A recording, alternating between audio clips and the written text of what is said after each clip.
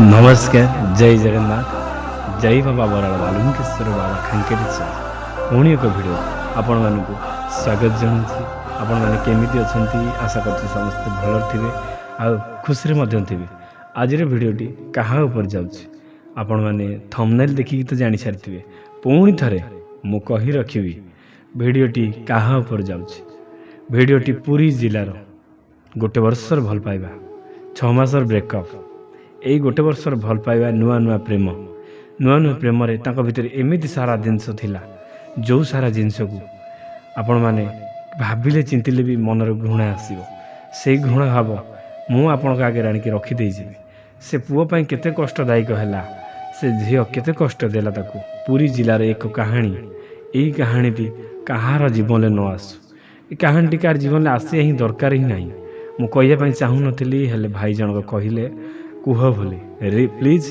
आपन रिक्वेस्ट करछि एते सारा कहानी कहिछ एई कहानीटा टी कुह मु ताहा कौन करी सी यदि मो पाक फेरी आसला पर मु ताको ग्रहण करी कि नहीं एई कथाटा मते प्रश्न ही करिने मते से सजेशन मागिछि जदि भगवान को पूजा सी फेरी आसला ताले ताकू मु नै कि कौन करी बा हेबी ना हेबिनी चलंतु कहानीटी आरंभ करिया कहानीटी कौन कहानीटी होछि पूरी जिला निमापड़ा तो ठीक है ना निमापड़ा नहीं आमर गोप पूरी जिला गोपर मत से खाली गोप बोली कहला आ कौन प्रकार किसी कथा कहलानी गोपर गोटे झील गोटे पुआ दी जन को देखिकी कोणार्क जाइए बुलाबुली करा से दी जन देखला देखला केमी ना ये झील दी जन सांग होगी बुलापी जाते पुओ दी जन सांग होगी बुलापी जाते सी अलग ये अलग सी आम जमी धर जा पलाऊ मेचे झील बुलूचे सहित किसी संपर्क अच्छी कि जेहेतु ना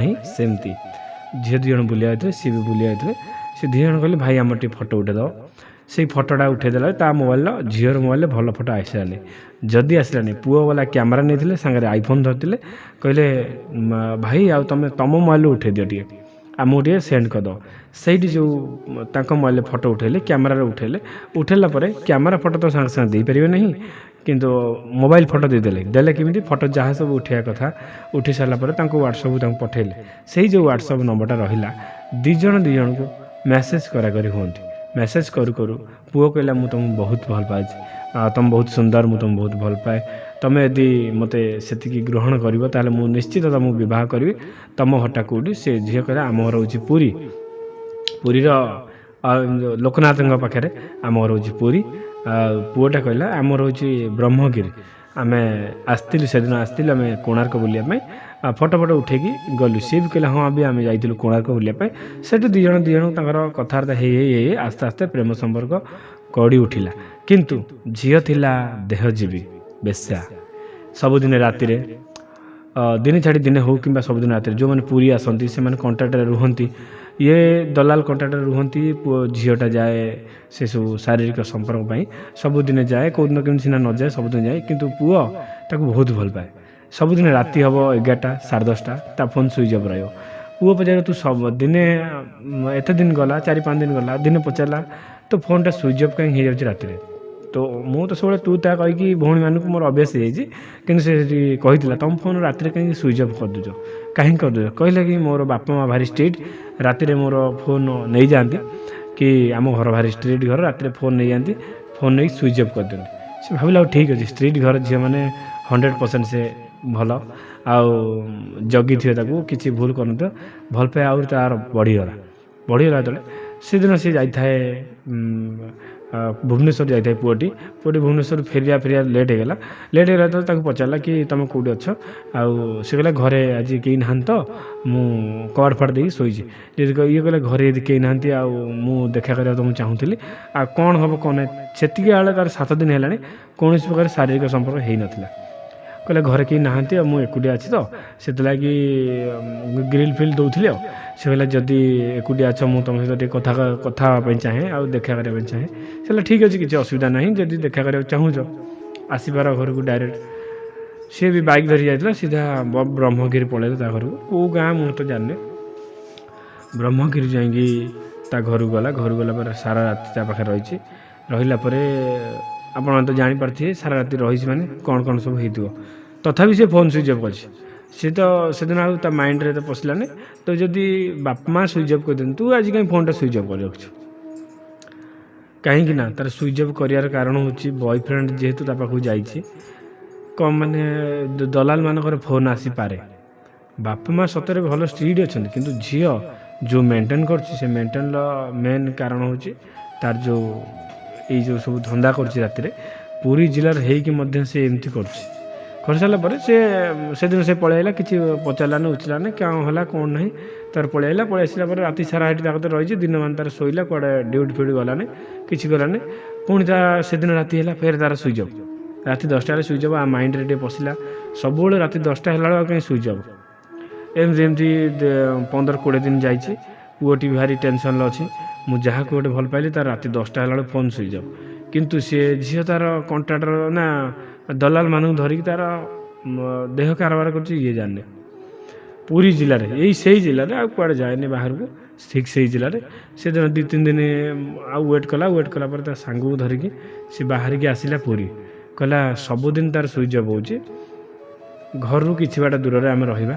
ସେ କୁଆଡ଼େ ଯାଉଛି କ'ଣ କରୁଛି, ଯଦି କୁଆଡ଼େ ନ ଯାଉଥିବ ଜାଣିବା, ସେ ତା ବାପା ମା ନେଇଯାଉଛନ୍ତି। ଯଦି କୁଆଡ଼େ ଯାଉଛି ଜାଣିବା, ତାହେଲେ ସେ କିଛି ଭୁଲ ଭାଲ କରୁଛି କି କ'ଣ କରୁଛି ସବୁ ଜଣାପଡ଼ିବ।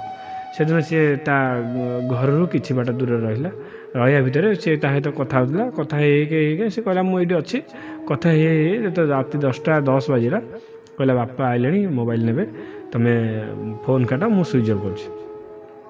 ସାଙ୍ଗେ ସାଙ୍ଗେ ସୁଇଚ୍ ଅଫ୍ କରିବାର 5 ମିନିଟ୍ ପରେ ତାର ବ୍ୟାକ୍ ସାଇଡ଼୍ରେ ଗୋଟେ ଡୋର୍ ଅଛି, ବ୍ୟାକ୍ ସାଇଡ଼୍ ଡୋର୍ଟା ବାହାର କରି ସିଏ ଆସିଲା, ମୁହଁରେ କପଡ଼ା ଭିଡ଼ି ଦେଇ ତାର ଆସିଲା। ଏଇ ତାର ଅନ୍ଧାରରେ ଲୁଚିଗଲେ। ତାର ଗୋଟେ କାର୍ ଆସିଲା, ତାଙ୍କୁ ନେଇକି ପଳେଇଲା।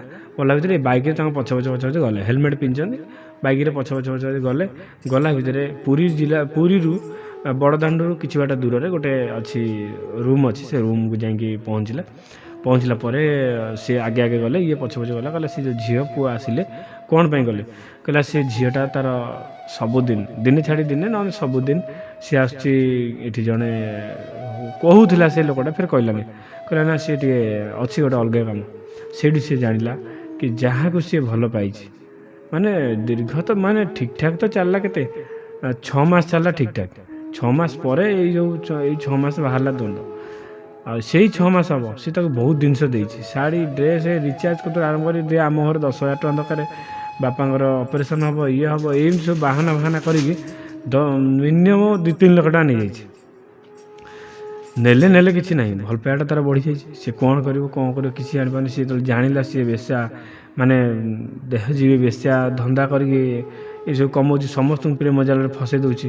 ତା ମାଇଣ୍ଡ ପୁରା ଡିପ୍ରେସନ୍କୁ ପଳେଇଲା ଭିତରେ ଭାବିଲା ଟଙ୍କାଟା କଥା ନାହିଁ, ଯାହାକୁ ଭଲ ପାଇଛି ଏତେ ହୃଦୟ ଦେଇକି, ଯାହାକୁ ଭଲ ପାଇଲା ତାର 1000 ଆଡ଼େ ମନ। ମାଇଣ୍ଡ ତାର ପୁରା ଡିପ୍ରେସନ୍ ରହିଲା। ମଦ ଫଦ ପିଇକି ମିନିମମ୍ 6 ମାସ ଯାକ ଇଆଡ଼େ ସିଆଡ଼େ ବୁଲିଲା। ଆଉ ତା ସହିତ କଥା ହେଲାନି, କିଛି କଲାନି। ଗୁଣି ଗାରେଡ଼ି କତିକି ଗଲା, ଜଗନ୍ନାଥଙ୍କ ଧାମରେ ଥାଇକି ମଧ୍ୟ ସେ ଗୁଣି ଗାରେଡ଼ି କତିକି ଗଲା। ସିଏ ଖାଲି ଭାବୁଛି ସେ ସବୁ ପରିସ୍ଥିତି, ମାନେ ସବୁ ଚେଞ୍ଜ ହେଇଯାଇ ମୋ ପାଖକୁ ଫେରି ଆସୁ। ଗୁଣି ଗାରେଡ଼ି ବାଲା କହିଲେ ହଁ 10,000 15,000 ଖର୍ଚ୍ଚ ହେବ, ସେ ସବୁ ଠିକ୍ଠାକ୍ ହେଇଯିବ। ସମସ୍ତେ ଏମିତି ଲୁଟି ନେଇଛନ୍ତି। ସେ କିନ୍ତୁ ବାଲୁଙ୍ଗେଶ୍ୱର ଯାଇନାହିଁ, କିନ୍ତୁ ମୋତେ ଫୋନ୍ କଲା କି ଭାଇ ଆଉ ସମସ୍ତେ କତିକି ଯାଇଛି, ସମସ୍ତେ ମିଛ ସତ କଥା କହିକି ଲୁଟି ନେଇଯାଉଛନ୍ତି, କିଏ 10,000, କିଏ 15,000, କିଏ 20,000।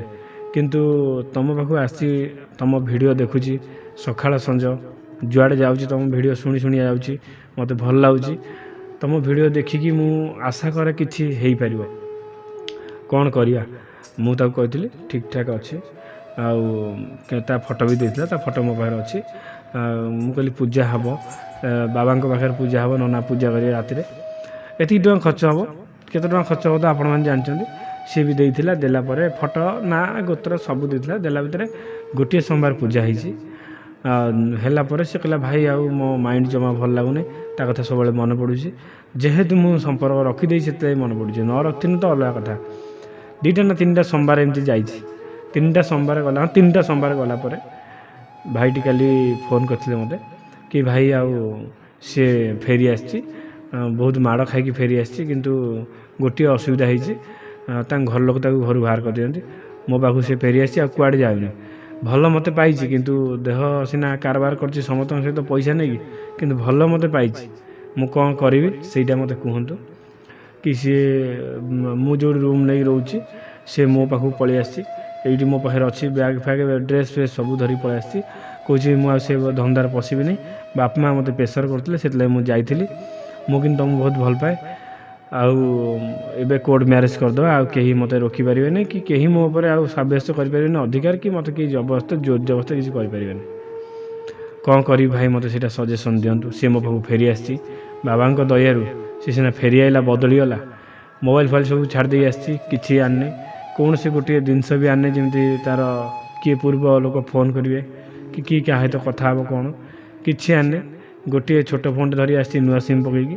ସେ କାଳେ ପ୍ଲାନ୍ କରିଥିଲା 2 ଦିନ ଆଗରୁ ନୂଆ ସିମ୍ ଗୋଟେ ପକାଇବ, ଗୋଟେ ଛୋଟ ଫୋନ୍ ଆଣିବ। ଛୋଟ ଫୋନ୍ ତ ଟ୍ରାକ୍ ହୁଏନି କି ହୁଏ ମୁଁ ଜାଣିନି, ଛୋଟ ଫୋନ୍ ଆଣିବ, ଆଣିଲା ଭିତରେ ୟାକୁ ଫୋନ୍ କରି ୟା କତିକି ପଳେଇ ଆସିବ। ସେଇ ପ୍ଲାନ୍ କରି ସେ ଆସିଛି। ମୋତେ ସେ ବାହାରକୁ ଆସିକି ଫୋନ୍ କଲା କି ଭାଇ ସେ ଫେରି ଆସିଛି, ଆଉ ସବୁଦିନ ପାଇଁ ଫେରି ଆସିଛି ବୋଲି କହୁଛି, ମୁଁ କ'ଣ କରିବି? ମୋ ପାଖରେ କିଛି କଥା ନାହିଁ। ଆପଣମାନେ ଯେଉଁ ଭିଡ଼ିଓ ଦେଖିକି କମେଣ୍ଟ ମାଧ୍ୟମରେ ଜଣାଉଛନ୍ତି ସେଇଟା ମୋତେ ଟିକେ ମତାମତ ଜଣାଇଲେ ସେ ନିଜେ ବି ଦେଖିବେ, କମେଣ୍ଟ ପଢ଼ିବେ, ନିଜେ ବି ଦେଖିବେ, ନିଜେ ବି ଜାଣିବେ ତୁମେ କ'ଣ କରିବ କ'ଣ ନାହିଁ। ଆପଣମାନଙ୍କ ଉପରେ ଛାଡ଼ିଦେଲି, ଆପଣମାନେ କ'ଣ କହିବେ? ସେ ପୁଅ ସେ ଝିଅକୁ ରଖିବ ନା ଛାଡ଼ିଦେବ? ଆପଣମାନଙ୍କ ଉପରେ ଛାଡ଼ିଦେଲି। ଏଇ ଭିଡ଼ିଓରେ ଏତିକି, ଆଜିର ଅନୁଭୂତି ଏତିକି। ପୁଣି ଦେଖା ହେବା ଆଉ ଏକ ଅନ୍ୟ ଭିଡ଼ିଓରେ ଅନ୍ୟ ଟପିକ୍ ଉପରେ। ରହିଲି, ଜୟ ଜଗନ୍ନାଥ।